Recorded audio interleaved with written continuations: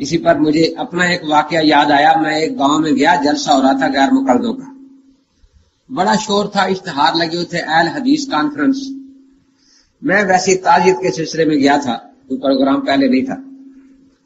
بڑا شور مچ رہا ہے, آؤ یہ تمہیں ہدایت سے مسائل بتاتے ہیں, ہم بخاری سے بتائیں گے. یہ تمہیں قدوری سے بتاتے ہیں, ہم ترمذی سے بتائیں گے. یہ تمہیں بہشتی دیور سے بتاتے ہیں, ہم ابو داؤد سے مسائل بتائیں گے. قرآن حدیث سے, قرآن حدیث سے, قرآن حدیث سے. میں نے 2-3 لڑکے کالج کے بلائے, ان کو بھیجا کہ ان سے جا کے پوچھنا ہے مولوی صاحب سے کہ بھینس کو عربی میں کیا کہتے ہیں. وہ کہے گا جاموس. جاموس تو لکھ لینا. اب انہیں کہنا کہ یہ قرآن اور حدیث سے ثابت کر دو کہ بھینس حلال ہے یا حرام. ٹھیک ہے, وہ چلے گئے. اور میں نے کہا پہلی جو کارروائی ہو ایک لڑکا بتانے ہے, باقی 2 بیٹھے رہے کہ بعد میں کیا ہوتا ہے, باری باری ہے.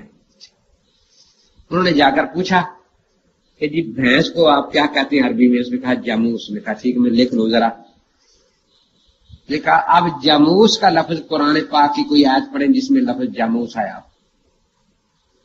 قرآن پاک میں تو نہیں ہے. معلوم ہے قرآن میں اس کے حلال حرام ہونے کا کوئی ذکر نہیں. حدیث شریف پڑھے, بخاری شریف کی. اس نے کہا دیکھو تم شرارت کرنے آئے ہو. تو بالکل شرارت کرنے نہیں آئے, یہ تو ہماری ضرورت ہے. بھینس کا دودھ پینا ہے, گوشت کھاتے ہیں, لسی پیتے ہیں, مکھن کھاتے ہیں. فرق یہ ہے کہ پہلے یہ ضرورت ہم پوری کر رہے تھے بہشتی زیور سے, اس میں ہم نے پڑھا تھا کہ بھینس حلال ہے. اب آپ نے اعلان کر دیا کہ بہشتی زیور غلط کتاب ہے, تو صبح آپ کو پتا ہے کہ سارے مسلم نماز تو پڑھتے نہیں, لیکن دودھ اور چائے تو سارے پیتے ہیں نا.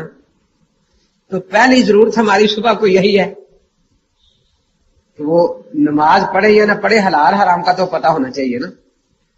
تو کہتے ہیں نا کہ عید کا دن تھا تو بیٹی نے سیویاں پکائیں, تو والد صاحب سے کہا کہ ابا جی آپ نے روزہ تو رکھا نہیں, آج عید کی سیویاں کھائیں گے یا نہیں؟ کہ بیٹی عید کی سیویاں نہ کھاؤں تو کافر ہو کے مر جاؤں. یعنی کفر اسلام تو سیویوں پر آ گئے نا, روزوں کا تو مسئلہ ہی نہیں ہے نا. تو اس نے کہا کہ یہ تو ہر آدمی نمازی ہو یا غیر نمازی اس کی ضرورت ہے. صبح ہم نے دودھ چائے وغیرہ پینی ہے, دہی کھانا ہے. جب انہوں نے دیکھا کہ یہ کالج کے لڑکے ہیں جائیں گے نہیں, تو اس نے سپیکر والے کو اشارہ کیا کہ سپیکر بند کر دے گا. سپیکر بند کر دیا اس نے. کبھی سچی بات یہی ہے کہ یہ مسئلہ ہم قیاس سے لیتے ہیں. انہوں نے کہا کہ پھر سچ بولنا چاہیے, بتانا چاہیے, لوگوں کو چھپانا چاہیے کہ میں نے بتا تو دیا نا. کہتے اس طرح نہیں, آپ سپیکر کھولیں اور 10 مرتبہ اعلان کریں گے کہ ہم اہل قیاس ہیں, ہم اہل قیاس ہیں, ہم اہل قیاس ہیں. وہ بڑا پریشان کہ یہ کیا مصیبت ہوگی. کہ جب آپ قیاس کو مانتے ہیں تو اہل قیاس ہوئے نا, کیوں لوگوں کو دھوکہ دیتے ہو ہم اہل حدیث ہیں, آپ تو اہل قیاس ہیں.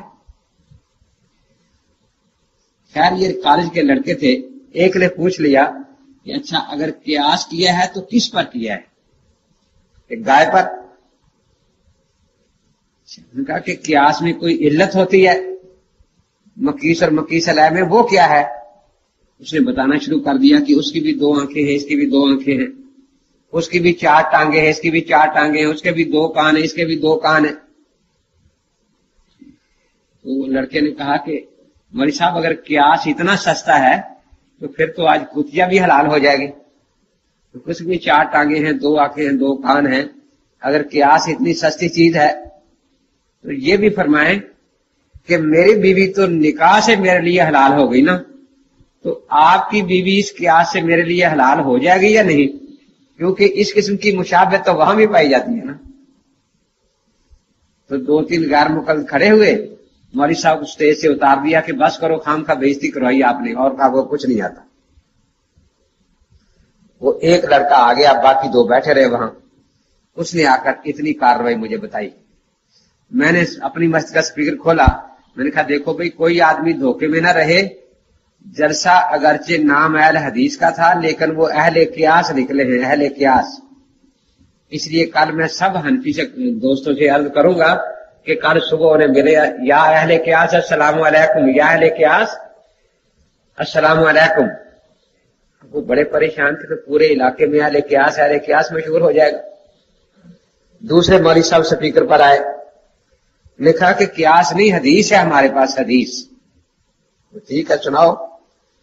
نبی اقدس صلی اللہ علیہ وسلم نے ارشاد فرمایا ہے کہ جو جانور ڈار سے شکار کرے وہ بھی حرام ہے, اور جو پنجے سے شکار کرے وہ بھی حرام ہے.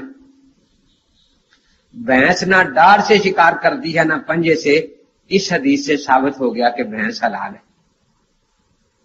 میں نے کہا بہت شکریہ آپ کا کہ آپ نے حدیث سنا دی ہمیں. یہ فرمایا کہ آپ نے جو گدھا رکھا ہوا ہے وہ ڈار سے شکار کرتا ہے یا پنجے سے کرتا ہے, وہ بھی حلال ہونا چاہیے نا. وہ بڑا پریشان ہوا, کہنے کا ہاں بخاری شریف میں حدیث ہے کہ جنگلی گدھا حلال ہے, جنگلی گدھا حلال ہے. اب میں سپیکر پر کہہ رہا ہوں کہ بھائی اس کو سمجھاؤ. میں کہتا ہوں بھینس حلال کرو, یہ گدھا ہی حلال کر رہا ہے, اس کو بھینس اور گدھے کی تمیز نہیں ہے. وہ کہے یہ دھوکہ دے رہا ہے, میں صرف جنگلی گدھا حلال کر رہا ہوں. تو میں نے کہا جو گھر والا ہے اس نے شکار کھیلنا شروع کر دیا ہے. بس خاموش ہو گیا. پھر تیسرے مولوی صاحب کھڑے ہوئے کہ نہیں بھی حدیث سے تو ثابت نہیں ہوتا, قیاس ہی ہے ہمارے پاس.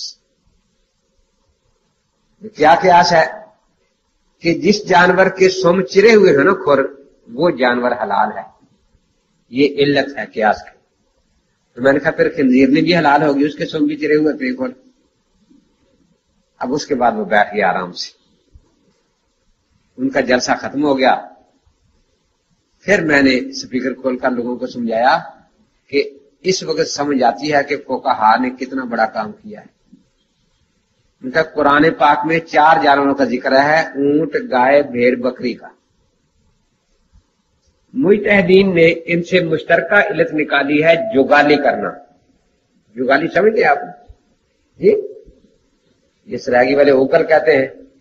یہ جانور گھاس کھا لیتا ہے پھر دوبارہ منہ میں لا کے جگالی کرنا. تو میں نے کہا ایک قاعدہ بن گیا کتاب و سنت سے کہ جگالی کرنے والا جانور حلال ہے, جو نہیں کرتا وہ حرام ہے. اب آپ پوری دنیا کے جانور پوچھے جائیں, لومڑی حلال ہے, نہیں حرام ہے, وہ جگالی نہیں کرتی. بھینس حلال ہے, ہاں حلال ہے, جگالی کرتی ہے. گیدڑ حلال ہے, نہیں حرام ہے, جگالی نہیں کرتا.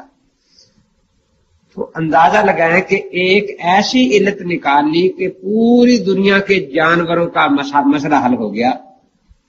اسی کو کہتے ہیں فقہ اور تفقہ. تو دین ہمارا کامل ہے یا نہیں؟ یہ لوگ جو دھوکہ دیتے ہیں کہ ہم صرف قرآن حدیث مانتے ہیں, اسی دھوکے میں لوگ ان کے پاس جاتے ہیں.